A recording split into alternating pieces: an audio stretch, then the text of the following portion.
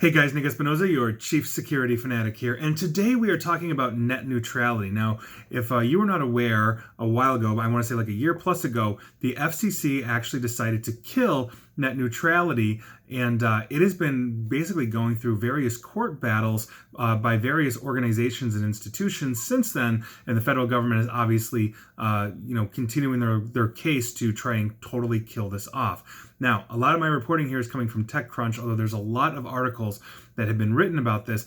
And I quote TechCrunch because I think they summed it up nicely. The FCC's repeal of net neutrality has been significantly weakened by a federal appeals court which ruled that the commission could not preempt state laws like those pending in California. Now, if you're familiar with California, they are trying to spin up their own net neutrality, basically on the heels of the FCC saying they're getting rid of it. They're also trying to do their own GDPR as well, and that's a whole other story. And I continue to quote TechCrunch here. And although the repeal largely survived otherwise, one judge called the logic on which it is based, and I quote the judge, unhinged from the realities of modern broadband service. Now, obviously, this is not final. Odds are this is going to the Supreme Court. Most people and Judicial Watch people speculate that the Supreme Court is going to uphold the lower court's decision and all of that. And given the constitutional makeup of conservative versus liberal on the court at the moment, the speculation is that the court will side with the FCC. Now, this is actually kind of interesting, but the threat of preempting state net neutrality, basically with a weaker federal rule, was a very serious one that basically was assuming legal battles left and right. So in other words, if the states are left to their own devices, that is going to be a complete mess for internet service providers, etc. And so fortunately for these states, though, the court basically shut down the FCC's arguments that it had the authority to overrule states, which basically just takes the wind out of their sails. Typically, conservatives have always been for states' rights, and in this case, the court basically upheld that, saying the states have the right to do whatever they want.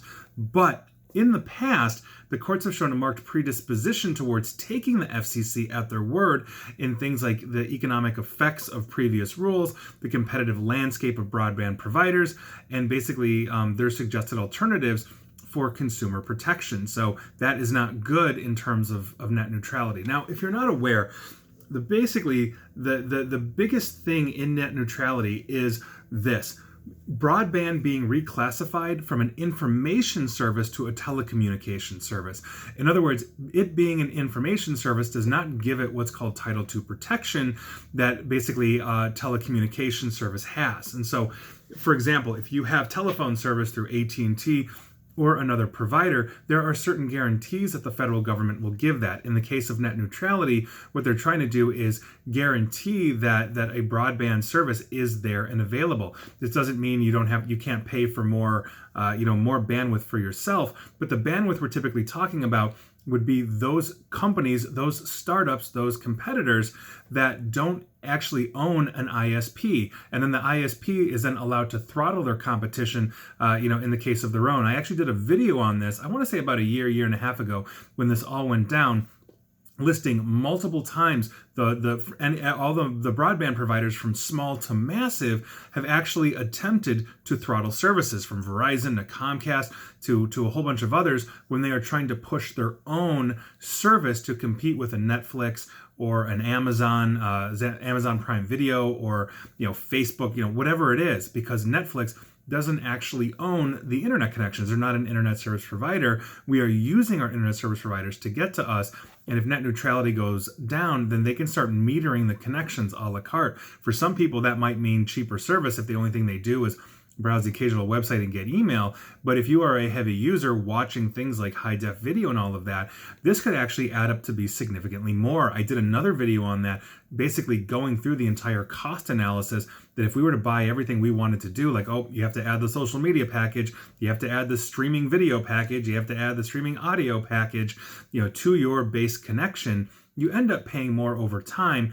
And you're giving an advantage to basically your internet connection provider that could then offer competing services. So, don't use Netflix anymore. You'll use this service and it will be significantly more optimized. We saw something very similar when Comcast and Netflix were in conflict. Although it wasn't net neutrality, Comcast started throttling Netflix due to internet usage payments and interchange payments and all this kind of stuff. And that is something similar to what Comcast could do or another carrier could do if net neutrality is fully revoked. The other converse side of this is that if every state has their own net neutrality, that becomes a bit of a nightmare for an internet service provider that crosses state lines. A Comcast, a Time Warner, a Verizon are in multiple states, and so what does that look like for them when each customer has to move, from one place to the other? Let's say with my mobile phone. If my mobile carrier, when I fly from, let's say, Chicago to Los Angeles, can they now throttle me differently in Illinois than they did in California? Or if I go to New York, how does that look like? Alabama, take your pick. And so I think this is something that we really need to straighten out. I'm actually in the pro net neutrality camp. I think it's actually good for the market economy in this sense, and I've done videos on that. I'm not going to dive into that, and I'm sure there's going to be plenty of people that say, Nick, you're completely wrong and an idiot on that, and I totally understand that. But quite frankly, I think the internet is one of those things that we are now relying on, everything from telecom services through voice over IP and all that to emergency services as well that are now being backed by that. So it's not something that is simply an internet connection for your enjoyment or a luxury. It's becoming a necessity in the same way the telephone was decades ago, which means if you have access to it, you shouldn't be throttled, especially to very critical things. I also did a video on firefighters in California that had their data throttled by Verizon in the middle of a fire because they hit their cap. While that's not quite net neutrality, it's these kinds of things that we need to figure out and sort out if we're really going to have a steady and stable internet that is going to allow free-range competition in the market to actually thrive. So take that for what it's worth. And again, feel free to disagree, but those are my 2 cents, and that is your news of the day. And please like, share, follow me here on Facebook and Twitter at NickAESP. And thanks for subscribing on YouTube. And as always, stay safe and stay online. Thanks, guys.